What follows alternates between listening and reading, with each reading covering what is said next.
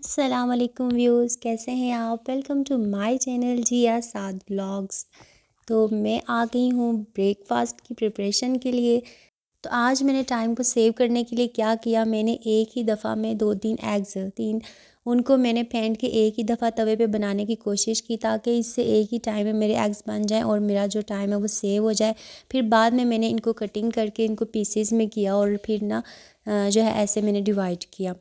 तो नाश्ता बनाने के साथ फिर मैं बनाने लगी थी अपनी बेबी के लिए, जो है मेरी बेटी, उसके लिए मैं फीडर बना रही थी आजकल। फिर आपको पता है, मैंने बताया था पिछले व्लॉग में कि वो बीमार है। तो फिर मैंने क्या किया कि दूध के अंदर मैंने मुनक्का जो है ना वो डाला, ताकि इससे जो दूध की तासीर है वो गर्म हो जाए और वो सर्दी से महफूज रहे। फिर मैं अपना ड्रेस यहाँ प्रेस कर रही थी और साथ ही मैंने अपनी छोटी के लिए जो है उसका ड्रेस तैयार किया। और ड्रेस तैयार करने के बाद फिर मैंने ना रेहान को तैयार किया और साथ ही मैंने सोचा कि अपनी बेटी को भी तैयार कर दूं। तो राहीन को तैयार करने के बाद जो है फिर मैं अपनी तैयारी में लग गई और फिर मैं जो है वो तैयार हो गई स्कूल के लिए। और अब मैं रेडी हूँ स्कूल जाने के लिए। स्कूल जाने के बाद जो था हमने प्लान किया हुआ था, हमारी ना एक कोलीग है, उनका ऑपरेट हुआ था। तो हम सारे कोलीग्स उनकी आदत के लिए गए थे। कुछ तो काफ़ी ना डेज़ से वो छुट्टी पे थी, बल्कि काफ़ी मंथ से वो छुट्टी पे थी अपनी तबीयत की वजह से। तो हमने इस वजह से सोचा कि क्यों ना हम उनसे मिल लें। उसके बाद जब है मैं स्कूल से वापस आई तो हस्बैंड को फिर मैंने जो है वो लंच दिया। और फिर बाद में क्या हुआ कि वो सब्ज़ी वगैरह ले आए और मैं उन सब्ज़ियों वगैरह को निकालना शुरू हो गई। तो मैं बात कर रही थी आज, मेरे थंबनेल से आपने अंदाज़ा लगा लिया होगा। अच्छा, क्या आपके हस्बैंड जो हैं वो भी आपको यही कहते हैं कि तुम सारा दिन क्या करती हो? अक्सर मेरी फ्रेंड्स या फिर मेरी जो कलीग्स हैं वो ज़िक्र करती हैं कि हमारे जो हस्बैंड हैं वो ऐसे कहते हैं। बल्कि मेरे हस्बैंड भी अक्सर मुझे ये बात कह देते हैं, लेकिन मेरे हस्बैंड मुझे ना टीज़ करने के लिए ऐसे कहते हैं, क्योंकि उन्हें पता है कि मुझे इस सेंटेंस से बहुत चिढ़ है। वो इसलिए कि मैं इस सेंटेंस से इसलिए चिढ़ जाती हूँ कि आप खुद सोचें कि जब एक इंसान जो है वो सुबह से जो है वो सुबह सवेरे उठता हो और उसके बाद सारा दिन वो काम में बिज़ी रहता हो, यानी वो इतना हार्ड वर्क करता हो, तो फिर ये सब कुछ करने के बाद ऐसा सेंटेंस सुनना जो है, क्या वो पसंद करेगा? बिल्कुल नहीं करेगा। देखिए, कोई भी जो है वो शौक़ से अपनी लाइफ को जो है इतनी ट्रबल्स में नहीं डालता। ज़ाहिर है कि हर किसी की कोई ना कोई मजबूरी होती है। अब मेरे हस्बैंड जो हैं वो हमारी ज़रूरियात वगैरह तो पूरी करते हैं, वो मेहनत करते हैं, लेकिन मैं इतनी एफ़र्ट क्यों करती हूँ? जस्ट अपने बच्चों के लिए, कि मुझे ये होता है कि मैं उनकी सारी जो डिज़ायर्स हैं उनको पूरा करूँ। और ये हर माँ की विश होती है कि वो अपने बच्चों को जो है वो किसी भी किस्म की कमी फ़ील ना होने दे। और आजकल पाकिस्तान के जो हालात हैं वो तो आपको पता है कि एक फ़र्द के कमाने से जो घर का निज़ाम है वो मुश्किल से ही चलता है। तो हस्बैंड वाइफ़ जो है उन दोनों को एफ़र्ट करना पड़ती है अपने बच्चों के लिए, अपने बच्चों की ख्वाहिशात को पूरा करने के लिए, उनकी जो रोज़मर्रा ज़रूरियात हैं उनको पूरा करने के लिए। और वैसे भी इसमें कोई आर नहीं है, अगर आपके अंदर इतनी एबिलिटी है कि आप अपने हस्बैंड को सपोर्ट कर सकती हैं किसी भी तरह से। अगर आप एजुकेटेड हैं तो चलें, आप एजुकेशन को जो है वो इस प्रोफेशन में आ सकती हैं, एजुकेशनल प्रोफेशन में। अच्छा, यहाँ पे ना मैं ये मेरी आदत है कि जब मैं सब्ज़ी वगैरह निकालूँ ना, उसके बाद जो प्लास्टिक बैग्स होते हैं ना, मैं उनको फेंकती नहीं, बल्कि वो फिर काम आ जाते हैं और वैसे ही वो किचन में बिखरे रहते हैं। तो मैं उन सब को ना ऐसे फ़ोल्ड करके, तो यहाँ पे जो मेरे पास ये बॉक्सेस वगैरह होते हैं, मैं उनमें डाल के रख देती हूँ। अक्सर आपको पता है, जब मैं छोटी के पैम्पर्स वगैरह चेंज करूँ तो मैं फिर वो पैम्पर जो यूज़ हो चुका होता है उसको मैं प्लास्टिक बैग्स में डाल के तो फिर वेस्ट करती हूँ। तो इससे ये होता है कि अगर आप बॉक्सेस में डाल के ऐसे शार्पनर वगैरह जो है वो सँभालें, तो एक तो वो आपके दोबारा काम भी आ सकते हैं, दूसरा ये कि मेस क्रिएट नहीं होता, आपके केबिन्स वगैरह जो है वो नीट रहते हैं। तो मैं बात कर रही थी जो है अपने हस्बैंड और वाइफ़ की सपोर्ट करने की। तो अगर वो एजुकेशनल फ़ील्ड में है वाइफ़ तो ठीक है, लेकिन अगर वो इतनी एजुकेटेड नहीं है तो वो किसी ना किसी तरीके से सपोर्ट कर सकती है। बहुत सारी जो ख़वातीन हैं वो ऐसी हैं कि वो हाउस होल्ड वर्क्स करती हैं दूसरे के घरों में जाके, या मेहनत मज़दूरी कर लेती हैं घरों में, हैंडीक्राफ्ट्स जो है वो बाज़ का ये भी होता है प्रोफेशन कि वो इस तरह की चीज़ें बनाती हैं घरों में।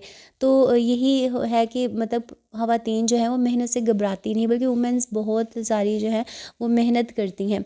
तो जब बीवी जो है वो लाइफ में इस चीज़ को अच्छी तरह से अंडरस्टैंड करती है कि मेरा हस्बैंड जो है वो सारा दिन घर के जो है घर के मैं कह रही हूँ सारा दिन मतलब काम काज में लगा रहता है, वो हमारे लिए मेहनत करता है, वो इस चीज़ को फ़ील करती है, तो फिर हस्बैंड को भी लाजमी इस चीज़ को फ़ील करना चाहिए कि मेरी वाइफ जो है वो मुझे सपोर्ट कर रही है। लेकिन अगर वो सपोर्ट नहीं भी कर रही तो मैं इस चीज़ से बिल्कुल ये नहीं कहूँगी कि जो जॉब होल्डर वाइफ्स हैं बस वही एफ़र्ट करती हैं, वो डबल एफ़र्ट करती हैं। लेकिन जो घर में जो है हाउस वाइफ्स होती हैं वो कौन सा मतलब सारा दिन रेस्ट करती हैं, उन घर के पीछे के जो काम होते हैं सारा दिन उन्हें देखने होते हैं। आपको तो पता है कि एक घर का जो निज़ाम चलता है वो एक औरत के सर पे सारा होता है। अगर औरत मुनज़्ज़म तरीके से घर का निज़ाम चले तो आप देखिएगा उस घर का जो निज़ाम है वो बहुत ही अच्छा होगा।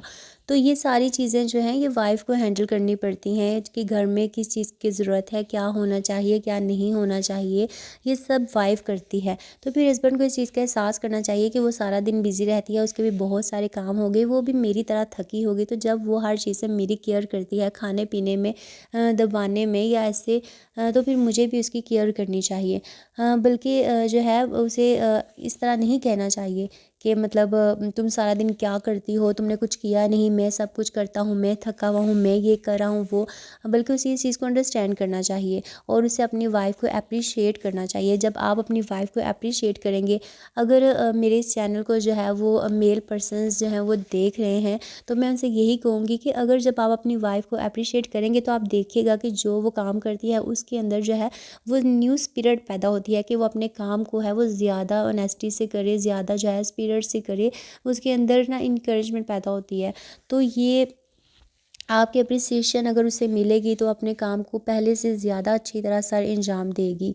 तो बहुत सारी वुमेन ऐसी होती हैं कि जिनके साथ ऐसा होता होगा, बल्कि जिनको ये सब सुनना पड़ता होगा। और मैं ये सब कुछ इसलिए कह रही हूँ कि मैं उन सब के दुख दर्द को समझ सकती हूँ और मैं उनके दुखी दिलों की जो है वो आवाज़ बनना चाहती हूँ कि और मैं इनसे यही कहना चाहूँगी कि आप ना अपने हस्बैंड्स के साथ अपनी डेली रूटीन को शेयर किया करें। जब वो काम काज से थके हुए आएँ वो अपनी आप उनसे पूछें कि उनका दिन कैसा गुज़रा था, उन्होंने कैसा मतलब कि क्या कुछ किया, इस तरह की शेयरिंग। फिर आप अपना भी बताएं कि मैंने आज सारा दिन ये काम किया या मैंने ऐसे मतलब उनसे ऐसे डिस्कस करें, अपनी बातें उनसे शेयर करें, फिर वो आपसे करेंगे। तो इस तरह से ये है कि मे बी जो समझने वाले होते हैं वो तो समझ आते हैं कि हमारी वाइफ़ ने बड़ा कुछ किया है। और अगर वो आपको टीज़ करने के लिए करते हैं ये सब तो फिर आप इसको फ़न में ले लिया करें। तो इस तरह तो एक तो ये होगा घर का जो माहौल है बहुत ही पुरसुकून होगा। और मैं यहाँ पे बना रही थी सब्ज़ी। अच्छा, पीछे आपने देखा होगा चंगेड़ में ना मैं उस टाइम जो है वो अपनी भड़ास निकाल रही थी यार। वो चंगेड़ में जो थे ना वो मल्लूक थे। तो ये जब मैं कश्मीर टूर पे गई ना तो वहाँ पे बहुत सारे ट्रीज़ होते हैं कश्मीर में ना, ये फल वगैरह बहुत ज़्यादा होते हैं। अक्सर ये जो अनार के वहाँ पे बहुत सारे दरख्त होते हैं, उसके अलावा एप्पल्स के होते हैं, मल्लूक के होते हैं, ऑरेंज वगैरह के होते हैं। तो वहाँ पे ये चीज़ है कि वो ज़मीन शायद ज़रहेज़ है बहुत ज़्यादा, क्योंकि वहाँ पे पानी वगैरह नहीं इतना दिया जाता। ये जो जैसे ये रोड्स होती हैं तो रोड्स के पीछे ऐसे ना किनारों पे ट्रीज़ वगैरह लगे होते हैं और मैंने कभी नहीं देखा किसी को कोई पानी दे रहा हो ऐसे जैसे हम यहाँ पे केयर करते हैं ना पाकिस्तान में। तो ऐसे वो बस ट्रीज़ होते हैं कुदरती, वो खुद ही मतलब कि उनमें चीज़ें ऐसे लगती हैं। तो वो जंगलात में एक किस्म के आ जाते हैं, मतलब वो किसी की मलकियत में नहीं होते, ऐसे रास्तों में होते हैं दरख्त वगैरह कि आप जो भी मर्ज़ी वहाँ से फल उतार लें, कोई रोक टोक नहीं होती। हाँ, लेकिन गवर्नमेंट जो है वो ट्रीज़ वगैरह काटने से अब सख्ती से मना कर रही है।